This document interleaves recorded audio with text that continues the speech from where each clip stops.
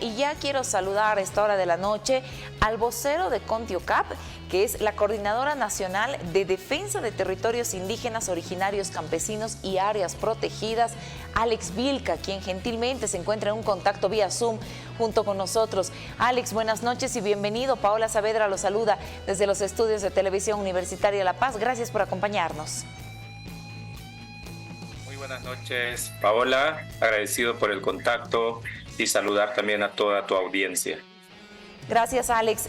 Preocupación tras lo que ha ocurrido en el territorio del Madidi. La muerte de Francisco Marupa ha consternado a los territorios indígenas y a todo el territorio nacional, sobre todo porque hay muchas dudas, ¿verdad, Alex?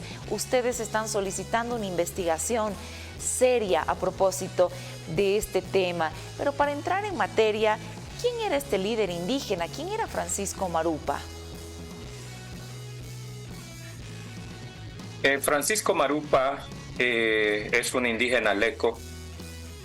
Su pueblo lo ha reconocido como un líder, como un defensor de la naturaleza, un hermano sabio, y que lamentablemente pues, fue cegado, ¿no? La vida de Francisco fue cegado en su territorio, en su comunidad, y eso prácticamente nos tiene consternado a los pueblos indígenas, aún mucho más al saber de que otro hermano indígena del pueblo Chimán es el que está implicado como el autor material, ¿no? del asesinato, del homicidio que ha sufrido el hermano Francisco Marupa. Es realmente de enorme preocupación lo que viene aconteciendo en los territorios indígenas. Recordemos, Paola, de que este no es el único caso donde hemos podido ya evidenciar signos de violencia en el norte del departamento de La Paz. Recordemos que el 2022 hubo enfrentamientos también en la comunidad de Chushuara, donde una comunidad intercultural con otra comunidad campesina se enfrentaban por la disputa y la tenencia de la tierra, y lamentablemente un hermano del pueblo Tacana, de la comunidad San Miguel del Bala, se encontraba realizando trabajos como jornalero en ese punto, y él también fue prácticamente tomado como rehén, diría, porque luego fue trasladado por civiles hasta la población de Apolo, y allá prácticamente el juez, el fiscal, lo incrimina también de un delito que lo condena prácticamente a llegar hasta la cárcel de San Pedro en La Paz. Hoy se repite esa historia y eso prácticamente está calando nuevamente profundo en la vida de los pueblos indígenas.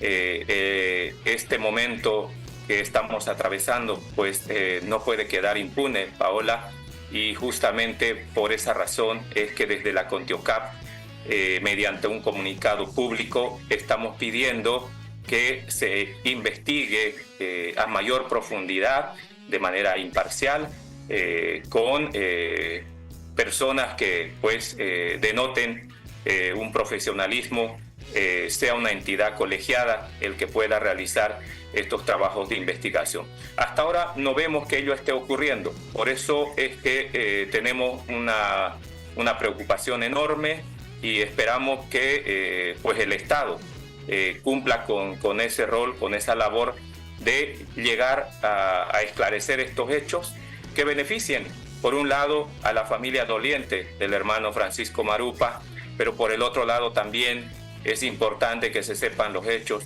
para ver qué pasa con la otra familia del hermano Julio, quien ha sido prácticamente ya señalado como el responsable del homicidio del hermano Francisco y trasladado a la ciudad de La Paz, a la cárcel de San Pedro. Alex, en este contexto llama la atención que dice, me enviaron a matarlo. ¿De quiénes estaríamos hablando? ¿Quiénes estarían involucrados? ¿Qué pasa en muchos territorios indígenas donde se está vulnerando los derechos de estas poblaciones? Se habla de actividad minera ilegal, de actividad maderera ilegal, incluso de pasos de narcotráfico. ¿Y los indígenas que denuncian corren la suerte de Francisco? Es lo que nosotros hemos venido advirtiendo desde la CONTIOCAP, porque somos conocedores de la violencia que generan los extractivismos en la región.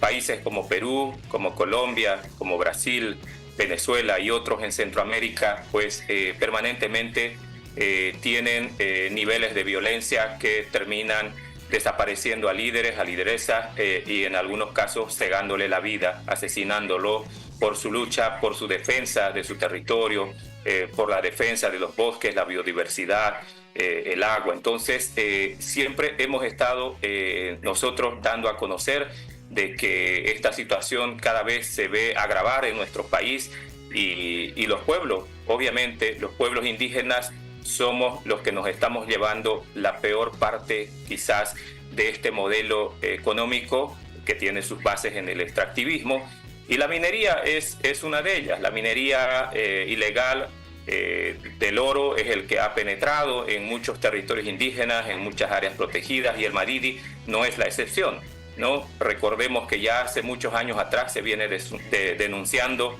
la presencia de actividades mineras al interior de esta área protegida. El sur del área protegida, en el municipio de Apolo, es donde ya hay actividades visiblemente de la minería ilegal, y eso obviamente que cada vez va avanzando. El epicentro de la minería se ha desarrollado por muchísimos años en los municipios de Guanay, de Mapiri, de Teoponte, de Tipuani, y poco a poco esa presión va creciendo. Recordemos que en los últimos meses y años, municipios como Ixiamas, en el norte del departamento de La Paz, que jamás tenían actividad minera, hoy prácticamente ya presentan ese tipo de actividades. Y municipios como San Buenaventura en La Paz, Rurrenabaque en el Beni, están asediados. Permanentemente hay la presión. Nuestros ríos, Paola, prácticamente están en la mira de los actores mineros. Es el caso del río Tuichi. La totalidad del curso de este río, que nace en el Madidi y que termina dentro del área protegida también Madidi, está prácticamente bajo el interés de los actores mineros, sobre todo cooperativas.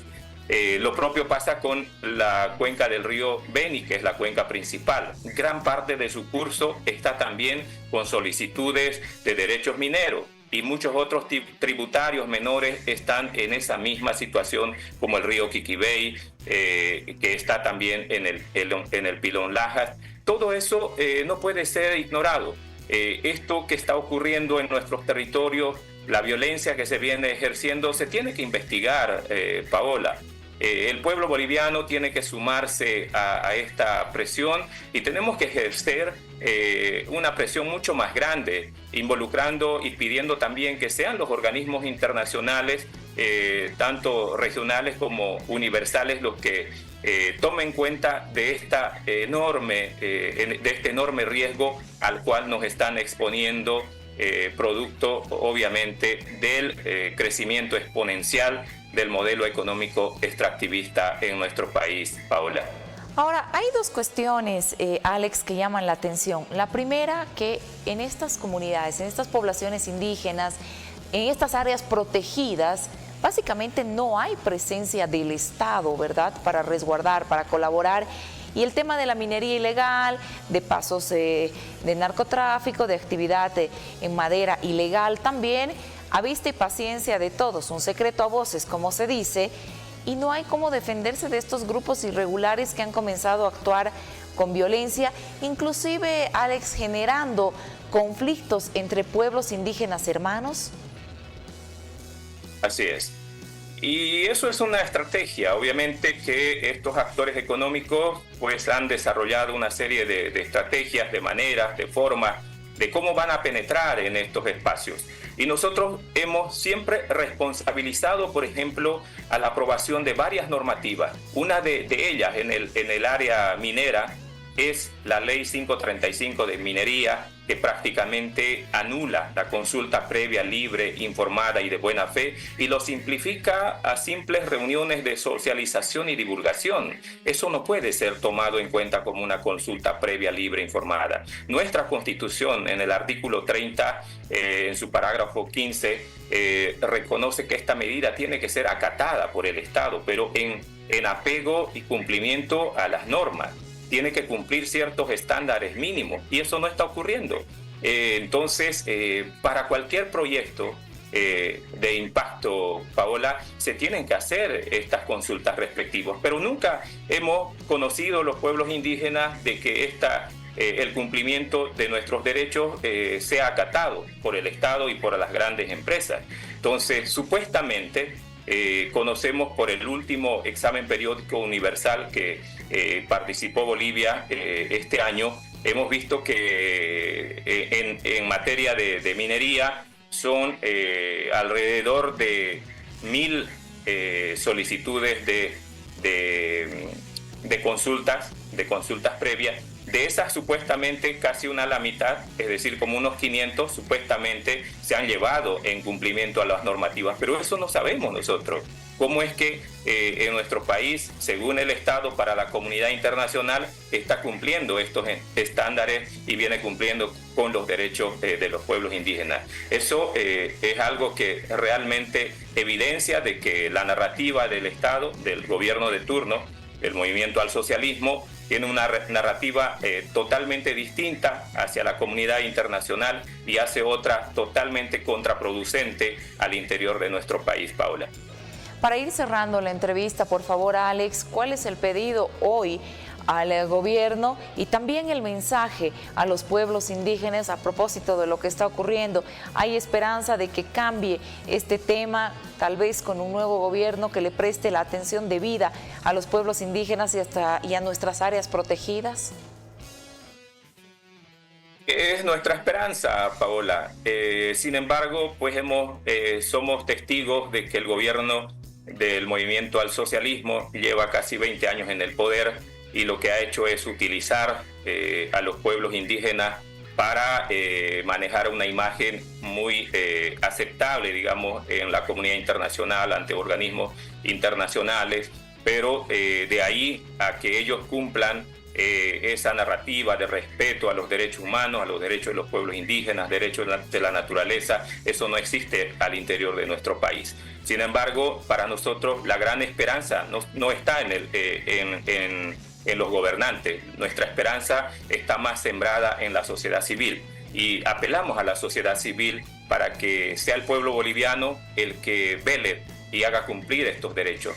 No podemos nosotros confiar la dirección de nuestro país en gobiernos que prácticamente están utilizando a los pueblos indígenas simplemente como una imagen y valiéndose de ello para, digamos, ciertos intereses que les favorecen a los políticos o a las grandes corporaciones. Eso tiene que cambiar y esperamos que quienes están iniciando sus candidaturas pues tomen la parte ambiental como un pilar fundamental dentro de sus propuestas. Obviamente que los pueblos indígenas tenemos que estar muy conectados en esa política. La naturaleza y los pueblos indígenas no podemos estar separados.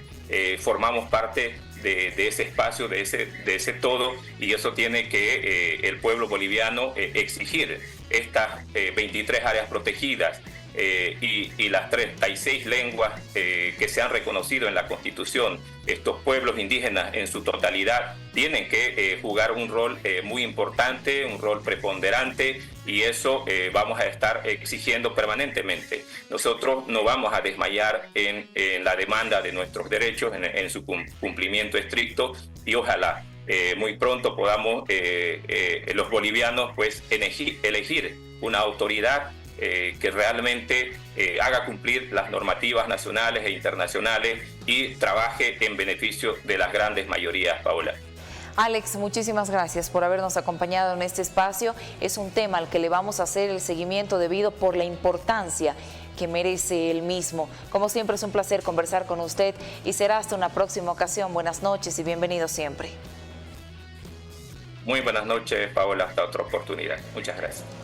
Alex Vilca, el vocero de Contiocap, quien nos acompañó para tratar de entender esta situación que ha ocurrido en el Madidi y ese manifiesto que también han hecho a través de Contiocap para pedir una investigación profunda sobre este tema.